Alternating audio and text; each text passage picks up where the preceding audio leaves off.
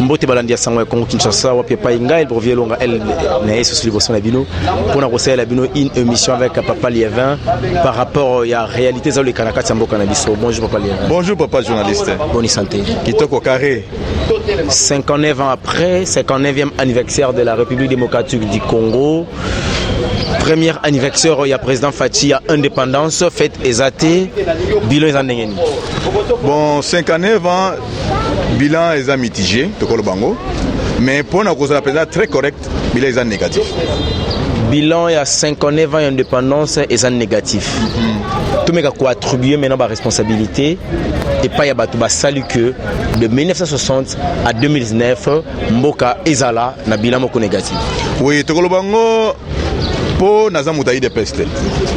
Tokolo Bango pour naza congolais d'abord. Là c'est une bonne chose. Oui. En tant que congolais nazo ba ke bilan est négatif. Na ndenge nini? Oyo ikoka kosalama pendant 59 ans, c'est l'âge, non? Ils ont âge à Moutou, ils ont mature en principe. 59 ans, ils ont non loin à 60 ans. Donc, ils ont mature. Et Oyo bakoka kosala na 59 ans, toka kosala comme pays. À tel local malamu et salamina noté. Ils ont un côté développement, ils ont un côté mentalité. Vraiment, tout ce qui est na C. Et pour notre côté, le baketo attribué bilan négatif na bateau, toka pesa na congolais. Na ba dirigeant congolais. Na congolais mais na ba dirigeant congolais. Oui. Quand on dit congolais, donc toujours responsabiliser population. Oui. Ou épargner les dirigeants. Oui. Pourquoi? Non, on a vérité en tant que congolais. Parce que problème n'a biso bilan négatif il y a 59 ans il y a biso depuis l'indépendance, responsabilité de pesi ba congolais, ba peuple congolais. Pour nini? Peuple congolais andi makande kona yete. Peuple congolais alinga kolanda tribu na ye, ethnie na ye, sociologie na ye kitoko te. Mais zakina mutu moko azalaki Moïse ya Congo. Soto landa ka ye na oya salaka na politique na ye tolinga to koma na esika wana. Mais premier ministre na biso Emery Patrice Lumumba asalaka acte wana ya bravoure et pesa ki to benga ki héros national. Mais toyo kozonga ba gouvernement no seleki toyo kozwa Etienne Tshisekedi que son âme repose en paix. Azui courage wana ya kolongola peur na ye. Ya kozwa responsabilité ba congolais comme premier congolais. Ya ko telemi na ba dictature na ba combat nyonso a même ba congolais na révolution pacifique. Ozomona. Ça dit que ba telemi pour na ko sala nyonso ko revendiquer ba droit na bango. Et démocratie na état de droit. Congolais mon côté andimaka ye. Congolais mon côté alandaka ye. Mutu nyonso zaki na ndako na ye muluba wana. Même Mobutu a comme un système pour décourager le peuple congolais. Wana muluba wana. Or, ezala ki place na ya bano simbela po akabola banani ba congolais. A identifier na côté tribu comme ça ba congolais ba kima leader moko azo ya kopesa impulsion moko ya démocratie na état de droit. De deux, ba yiko kota de ko diaboliser congolais, a kopesa vie na bango que non ba belge batika ke moluba cause pouvoir té. Tala moluba. Donc tout ça c'était des moyens pour que congolais a se développer té. A longwate na kaka oyazaki nango. Atika kaka na peur wana. Na ba gouvernement a peur hein, ba dictature wana pour azala ouverte dans le monde entier. Même télévision, ils ont des problèmes, même téléphone, ils ont des problèmes, même convoyage, ils ont des problèmes. Tout ça, c'est pour freiner l'homme congolais, peuple congolais de l'époque, Zaïrois, tantôt. Tu vois ça, non? Tout ça, c'est l'homme. Or, ce que Bandimaka fait, Etienne Tshisekedi, dans la démarche, à partir de 13 parlementaires, en 1982, où il a démarré, je vous assure que les autres, l'histoire, mon souci. Idée de dirigeant congolais. Nous avons droit à revendiquer. Mais Congolais, azana ba nuage, azo rêvé. Et tellement que comprendre le système que Congolais alingi makamanza mengi batelier église. Batelier discours na église. Église yoko pesa sous opium moko ya makasi na population. Ba boui action ba ya ba politicien. Ya ba Tshisekedi wana ya ba UDPS. Ba boui yango. Oh, UDPS c'était une initiative là, et c'est là qui réponse à souffrance dans le Congo. UDPS c'est là qui réponse à problème ya Congo depuis 1982. vraie réponse au Batoualima répondre, c'était l'UDPS qui devait répondre ça. Papa Liévin, tu as dit peuple congolais a attribué responsabilité. Il y a Koloba été nazali responsable de la destruction peut-être il y a Congo. Ceux qui le Congo sont assis mais ali pour les politiciens ni les dirigeants politiciens, les ajustes bas congolais peuple bangomoko parce que bazala qui disent na kati ya conflit tribal, c'est ça non? Tout oui. Et c'est là qui donc les politiciens balamba qui bango na côté na ba côté tribalisme. Na ba côté religion. Ozomona na dictature s'ajouter à une possibilité ko kanga biso na craquant. Poto yebate ko fongola miso pona ko revendiquer ba droit na biso ya démocratie, ba droit na biso ya état de droit, ba liberté. Ozomona yango to monique no faute za ba dirigeant ba dirigeant baza ba aviser. Ba yebi que soto fongoli bango ba koyeba. Or muto azo ko fongola bango miso c'est un danger pour nous, azo boto la biso pouvoir. Etienne Tshisekedi. Soto tiki na vision za nango oyo. Il y a eu des PES, il y a une démocratie dans l'état des droits, mais c'est la présidente. Le peuple a reçu le soulèvement populaire, pacifique. Tu reçois la démocratie, puis tu reçois la WAP. Mobutu a reçu la place, mon côté, Nana a reçu la place, mon côté, tu vois ça, non? Et tout ça, c'était UDPS qui était la réponse, c'est le peuple congolais, base à la batou.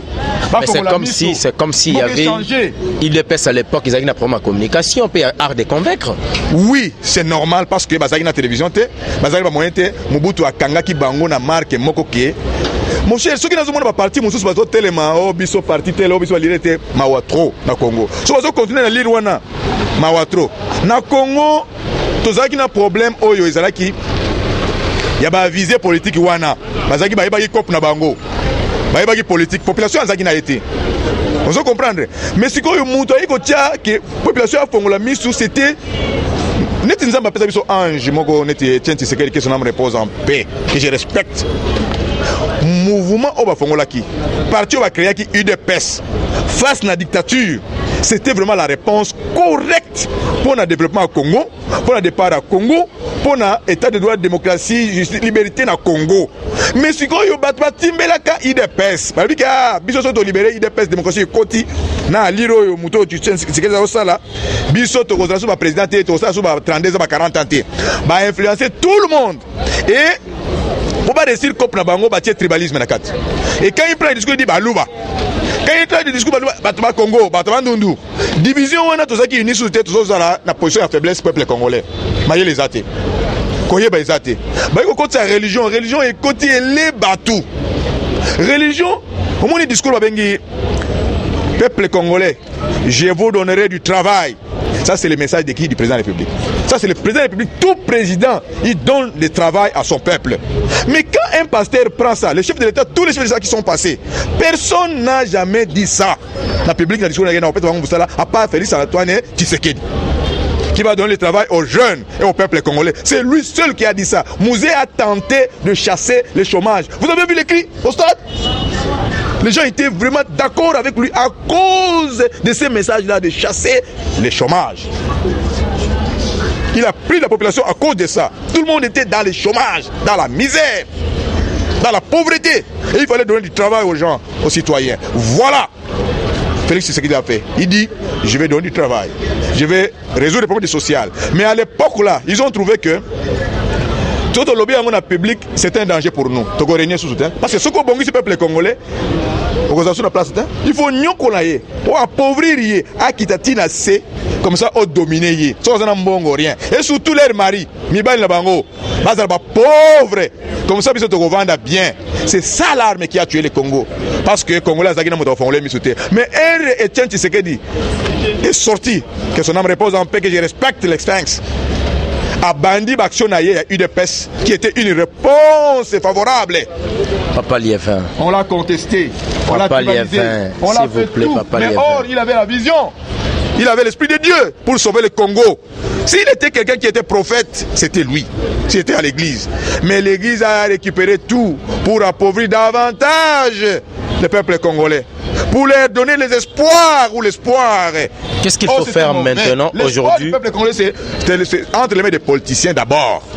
Papa Liévin, aujourd'hui, le Congo, 59 ans, Nakati échec, Nakati Liboulou. Qu'est-ce qu'il faut maintenant faire pour récupérer le pays Nakati Liboulou Oyo? 59 ans en retard, il y a Makambounios sur tous les plans. Chaque pays a son notable, son leader, son président. Si vous êtes président parachuté, vous ne ferez rien au Congo et au peuple congolais. Quelqu'un comme Félix Antoine Tshisekedi, notre président, il n'est pas quelqu'un qui est parvenu. Oui, ce n'était pas un parvenu. Et ça, c'est quelqu'un qui a son père et sa mère congolais. Ou congolaise pour sa mère. Dans un cas de tribalisme, non, je ne peux pas. Non. Mais j'ai dit des choses vraies. Oh, na Congo, cette fois-ci, c'est le Congolais lui-même a mis son frère. Mais il conteste encore son frère. Vous êtes flou, floué, disons. Vous êtes passé pendant beaucoup de temps à dire que Bison a Congo, Congolais a défendu le Congolais, tout ce temps, pendant beaucoup de temps, vous pensez que ce sont les Blancs qui mettaient les présidents pour vous nuire, pour vous appauvrir. Mais aujourd'hui, vous-même, le 30 décembre 2018, vous avez choisi votre propre frère. Soutenez-les. Continuez à le soutenir comme vous avez donné la confiance à lui. Continuez à donner confiance à Félix Tshisekedi. Et comme ça, vous allez voir qu'avec les messages qu'il a donnés lors de son investiture, croyez à ça. Il va organiser quelque chose. Il va développer le Congo. Si pas totalement, mais vraiment, il va donner les signes pour le premier mandat et le deuxième mandat. Vous allez voir que nous allons partir. Et c'est comme ça que nous disons ceci, que si l'autre fois nous étions floués par le tribalisme, par des messages de haine, tout ça, cette fois-ci, changeons. Tout celui qui est devant nous, surtout qu'on connaît son père et sa mère, on connaît son avenir de naissance, sa ville de naissance, sa commune de naissance, et tout ce que nous avons cherché avant pour ne pas dire faire la xénophobie ici. Faisons confiance à ces messieurs-là, peuple congolais. Soyez unis derrière lui. Soutenez les messieurs. Pour que demain, tout le bateau lui du moins, il parle français. Lui du moins, il n'a pas de problème de la communication. Vraiment, je vous dis qu'il communique facilement ses propres pensées. Et maintenant, là, ça signifie qu'après 59 ans, il y a souffrance le Congo parce que la personne a la facilité à se communiquer, parce que la personne, c'est un vrai Congolais, c'est ça. J'ai dit ceci. Si le bilan était négatif hier, pendant 59 ans, la cause, c'est le peuple congolais. Et lui-même, il subissait les conséquences, parce qu'il était floué. Qu'est-ce qu'il faut faire pour récupérer les pays? Aujourd'hui, il faut d'abord chercher un vrai parti politique. D'abord, c'est un. Quand vous adhérez, dans l'église, quand vous avez carte de baptême, comme membre de l'église, tous les Congolais, ça c'est la première des choses, tous les Congolais, comme ils cherchent à prendre une carte de membre d'une église, doit aussi avoir une carte d'un parti politique. Ça, je vous dis. Alors, qui carte, il y a parti politique, il y a bien être IDPS, parti, vrai parti du peuple. À côté. À côté, il y a mboka etambolaka. Ndenge nini makambo ezalaka ya mboka na ye. Mais quand on a monté à l'église, mon pasteur, mon frère. Non. Tu vas voir que mon toit a en tête à payer à Koko Sayo. Dans le Soudan. Babana n'a pas. Peuple wana bakosa bangote. Dictature, mon opposition a bimi à peuple lumière marche et côté. Babana n'a pas et mataki. Population de tête de moto et biso mingi tokende. Population sont occupés par consulter. Ozo boyate, ozo déclarer te, ba komemayo obeni ko la tabati na abattoir. Ba ko nyoko la beyo. O peso pauvreté ko pesa. Bako pesa yo pauvreté ko pesa pona nini oyebi na yo makambo te. Mais pour yeba makambo, il faut qu'on ait un parti politique. Bino tu makambo politique maintenant, biso tout ba politicien. Pona oya ko sala nini, pona oya makambo mboka etambola ndenge nini. So moni que président oya zo sala malamu te, botelo miti. Bokobanga liwate, bokobanga ba charte, bokobanga ba policier te. Pona droit na yo moko, liberté na constitution zo sala ngo. Bima na nzela. Revendiquer, lipa imati, revendiquer. Salut comité, revendiquer. Mais si on va dans l'église, on kende lola. Toko sambela wana makamba mokili lokuta oko swamana de monana na pauvreté et ko kota yoti na mikuwa mais biso nyonso ba ndaba pesa biso bomengo mbongo na Congo ba paya bazoya ba oyo musu ba choisir Congo comme deuxième patrie na bango bazoya pauvre abimi riche yo moko rien pour nini on vend na yo na église selon toi mais na boye église ça to sambela mais to sala pe musala to sambela to linga ba droit na biso bana Israël ba mirimina ki nzamba yoka ki bango soki ba mirimina ki te nzamba linga yoka bango te po atinda Moïse bamirimiraki baonyoka makosala bilanga makama makasi na Egypte komirimiri na bango wana ekomaki epa nzambe me na kai oyo tozala yango kopasi na biso il faut mutu abima nzambe abimisaka mutu na epoke oyo ezalaki ya biso ya Congo abimisaki Etienne Tshisekedi. Que son âme repose en paix. Il avait fait un travail terrible. Mais nos propres frères étaient devenus ses ennemis ou son ennemi. Bande qu'on a vu comme ennemi naé. Qu'on fait le bango misouté. Qu'on fait le bango misouté pour kangaye. Bon, tu es en prison. Bon, je vais passer hier. A fait le bango misouté biso to liaka. Bazo ko sabato. Talati a sali vina emo bima jeunesse na union sur na makaba politique. Qu'on fait le miso to landa ka yete. Aye kokufa. Mais heureusement pour le Congo. Heureusement. Mwana ya IDPS abimi. Mwana ya IDPS azalaka membre ya IDPS combattant. Amati. Akena appena cellule. Akena appena section IDPS. Membre ya IDPS. Président Félix Omona wana. Bozo benga ye le président de la République. Azalaka président IDPS akomaki abandaka na cellule. Membre combattant. Azoke na cellule biso nyonso. Akomi na section azoke biso nyonso. Akena fédération akena na biso nyonso na dimanche non? Na ba vendredi na ba samedi to na bongo. Après, bah nommé hier, qu'on nommé, bah tchaki était, bah nommé hier, bah désigné hier secrétaire national. Ah bah notre bah Italie, bah moga bah paya, la coopération, relation internationale. Ayeko zongawa, nous sommes ici, ayeko zongawa, a commis secrétaire général adjoint. Na congrès tosali élection ba nous ba candidat na tanga ba konga bangote. Tosali vote na congrès ba ta kongo ba yeba makamute. Na IDPS mo konze za base. Na betela ngo c'était mingi. Na IDPS mo konze za base population de décidaka. Mais dans l'ordre. Na koto sa konzi. Bango ba to ba konzi ba yebike non base il faut soutenir yo pour koma. To keno na congrès na biso ya kitoko beto tu ba ngo za ki public. To voter na biso président Félix Tshisekedi comme président de l'UDPS. Tu as voté jusqu'à la candidat de l'UDPS. Il y a un autre personne qui est indingisa comme candidat. Il y a mon tout. Asa candidat ya IDPS negaza wana. C'est IDPS qui est au pouvoir. Nous sommes un parti au pouvoir l'IDPS. Parce que nous avons notre enfant, notre papa, notre frère qui est notre combattant qui est sorti président pas élu dans l'élection. Ah, Moutacha qui était. C'est là où je remercie Dieu que Nzamba Alinga qui était comme président à partir à Genève. Vraiment, c'est quelqu'un qui avait le destin de Dieu et qui a le destin de Dieu. Papa Liévin, tous les poussana, muke, si tu comme Manasuka, le lo Martin Fayoulou, topé bandeko, ya plateforme la muka, ba approché président de la République, ba sengi naie, ba kutana pour nous retravailler ensemble. Motona ba proposition naie, Moussena Moussa sengi ba commissaire gouverneur, ya Isika Yazali, Jean-Pierre Bemba sengi ba pesaye Banque nationale Akoma, gouverneur à banque, Martin Fayoulou a sengi ya responsabilité, ceux qui a haut conseil, ceux qui des réformes, ceux qui a une institution tout consort. Rapprochement wana. Pour nous, c'est positif, tout est négatif. Et négatif. Pourquoi? Tout le monde a mis balai. Baza bateau, soifé d'argent, commerçant, opérateur économique, homme d'affaires, on so wana. Mais le président Bengara Bango déjà avant. Policier pour le peuple. Sarkozy bazaki ba maire de ville ou de la ville na Koloba, bazaki ba maire de la ville. Bazaki ba bourgmestre. Ceux qui aza pour na kosa sa Congo, ezaka kozala gouverneur na banque. A cause de la commune de la commune de Bochanga, bourgmestre kuna. Ceux qui ont dit que la bourgmestre ont dit vous comprenez? Ceux qui ont dit que la maire de la ville de Kananga, ont dit maire de la ville de Kikwit, Oyomboka Yabiso, ont dit mais Moutan dit que la banque centrale congolaise aux hommes natés aux aïeux, là, on est Moutouana, a ébi que la banque centrale n'a pas iba, n'a pas voir ma congolais à souffrir.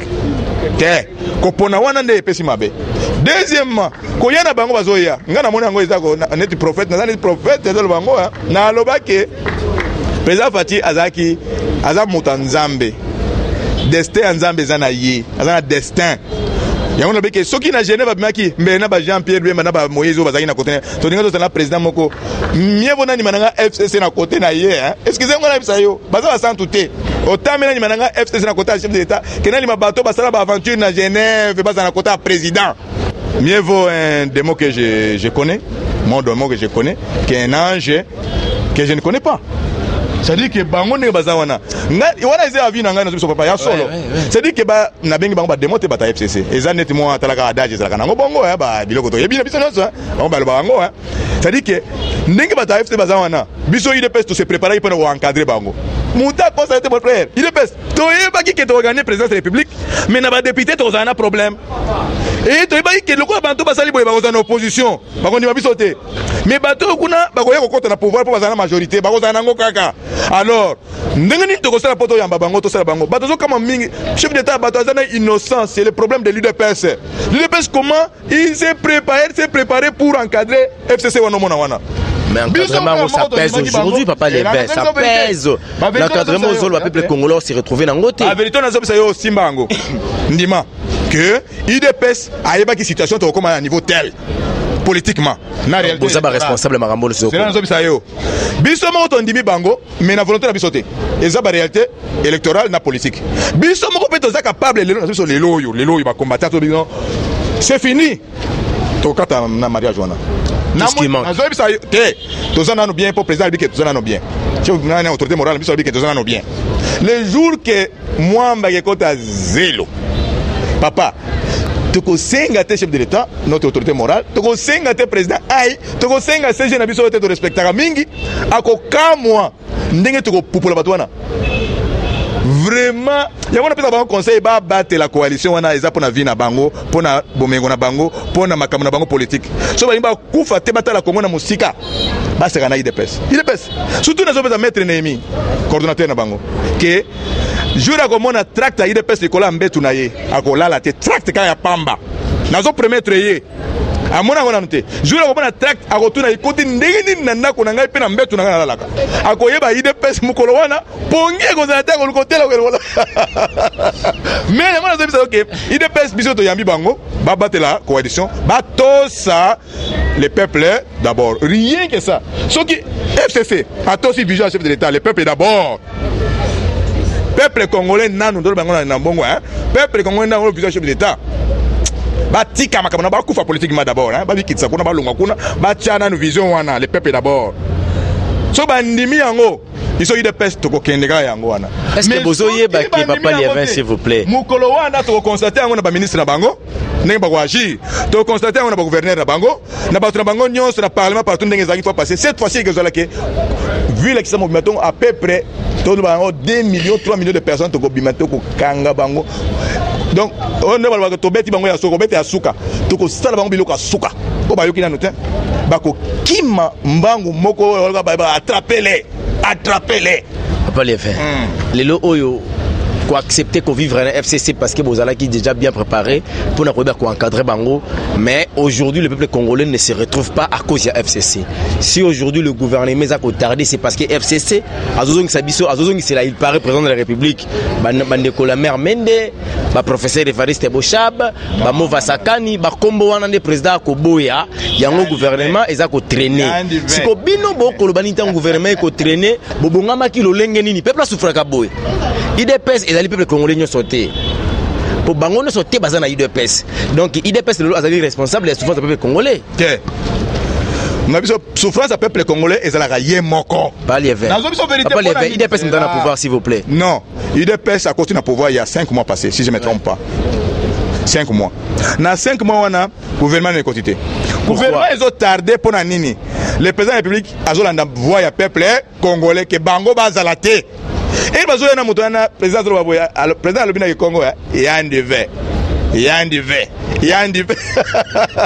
président de la Congo président de Congo président Félix na mo sinaye batu boke ni botonga ina Congo boyoka ngana zemisa bino ke yage mpangi plus mpangi égal mpangi beta kwenda nzila mosina yandi tikuna abika muna yikwiti aluta idiofa abika obemi nako beta ko bismo na bongo mundo kubenve ibo mindako mbige mpangi betu bigani pana president pi kwenda pina ntola pana area ya place ya kita ake mpangi plus mpangi égal mpangi.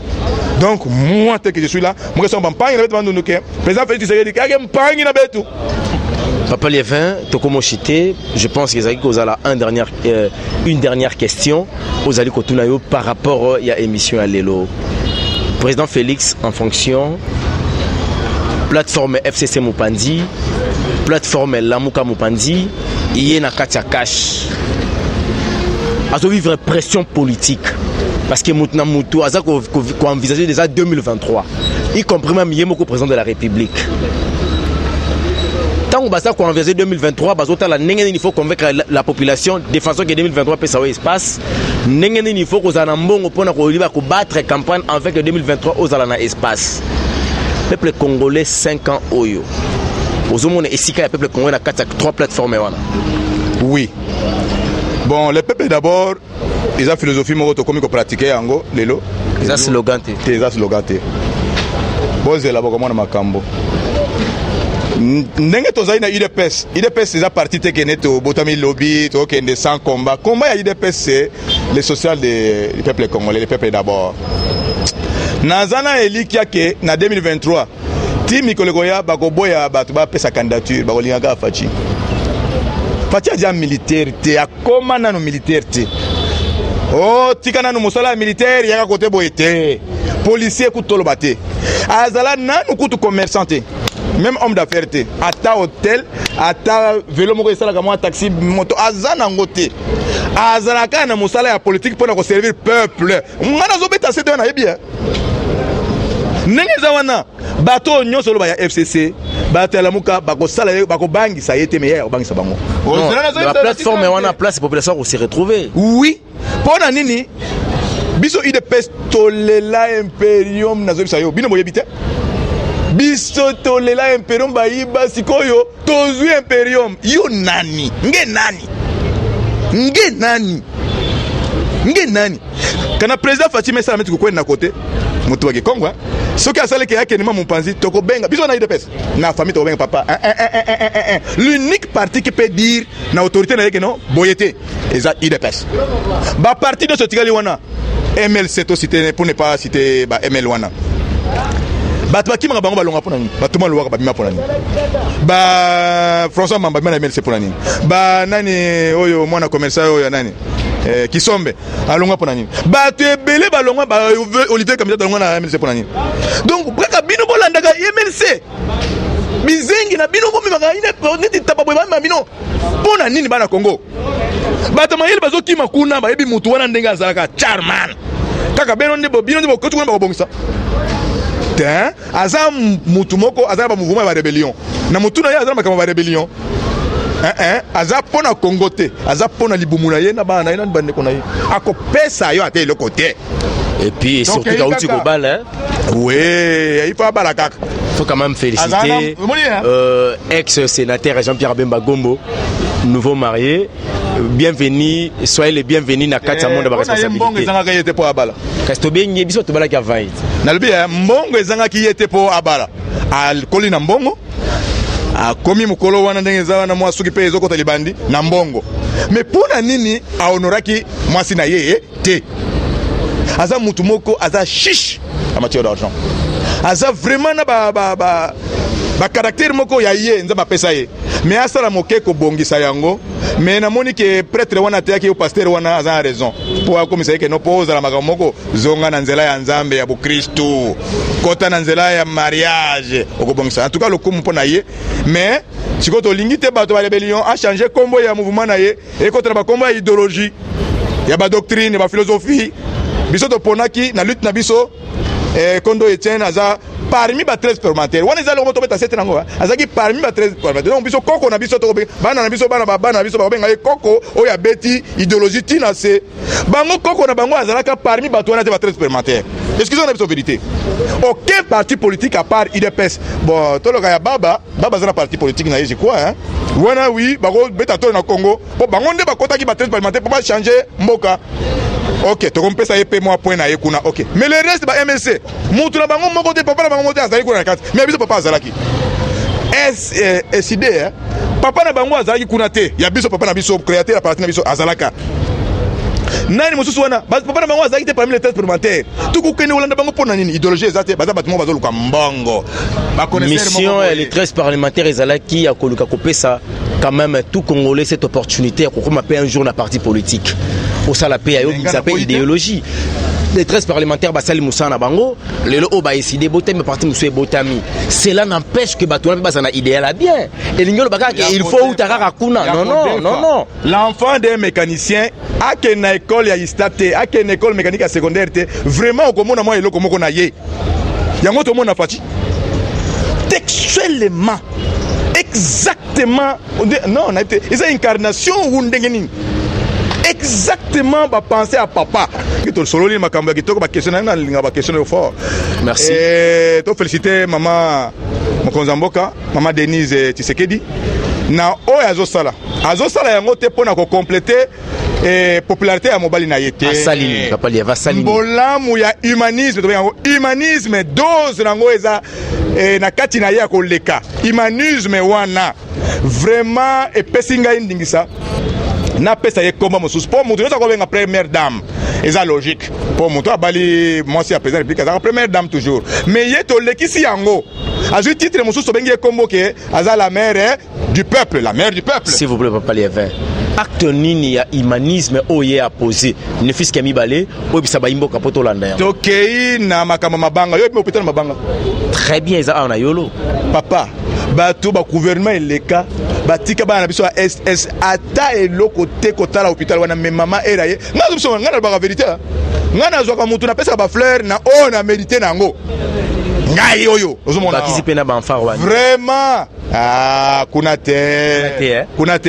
ezande bazalo ba renega bazolo ba n'importe quoi mais nazo bisa yo keto zona mabanga même na bato na kolba ngona kozala na eza la vérité to zona mabanga muto aza ko luka vérité na côté bana wana ake na aser ya côté kuna ba nani ba congolais ba kufa mingi ba kima ba guerre est ça fait plus de 18 ans ba constamment ba cause biso akala balanda bango te na est na ba pays voisins mais ye souffrance bana wana na ba bureau wana ba milliers wana ba sala bango ya souffrance ba zanga affection ba maman ba zanga ba nani ba moyen mais maman azawana la c'est pour cela que benga mère du peuple po bazwa ngai mingi il faut ko beta plus 243 81 43 78 2 je reprends plus 243 81 43 78 2 vraiment rejoindre même na WhatsApp hein rejoindre yo ngai ko benga na yo pour na cadeau yo comme information mais en tout cas ngai ba information biso ba information pesa bino pour na rejoindre na majesté que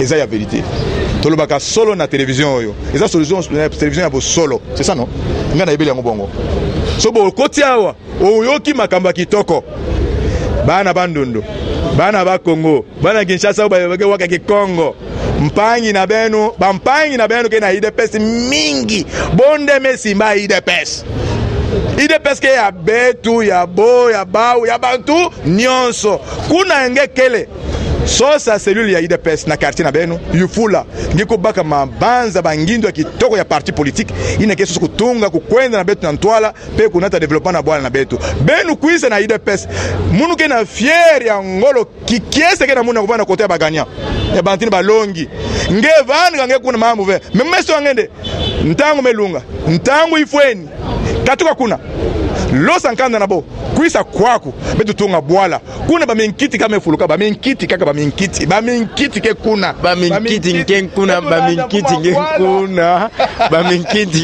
donc na lobika papa les va lobby ba minkiti ngenkuna donc ça prouve suffisamment que to komina suka allez-y comprendre que c'était papa Liévin na micro ya Elbrevi Elonga na kati sango ya Congo vraiment on arrive à la fin nyoso to lobby awa toza bato hein soko sepelité les ka olimbisa biso soko sepeli o mekipe ko commenter soit ko koma ko benga et o sa biso bien bisika auto tout ça que moi moke benga biso lobela biso pomba la sima to bongisa oyo asala musala ezanga erreur ezaka nzambe na lola mais nzambe kuta komaki na niveau à se repentir d'avoir créé un homme donc quelque part moi liba couper zalaki akamba bi forte raison biso bato na mokili émission comme inasuka soki bo sepela ki bo pesika nzambe merci ngana mnoto monani à la prochaine bye bye merci papa Liévin pour l'intervention merci beaucoup papa.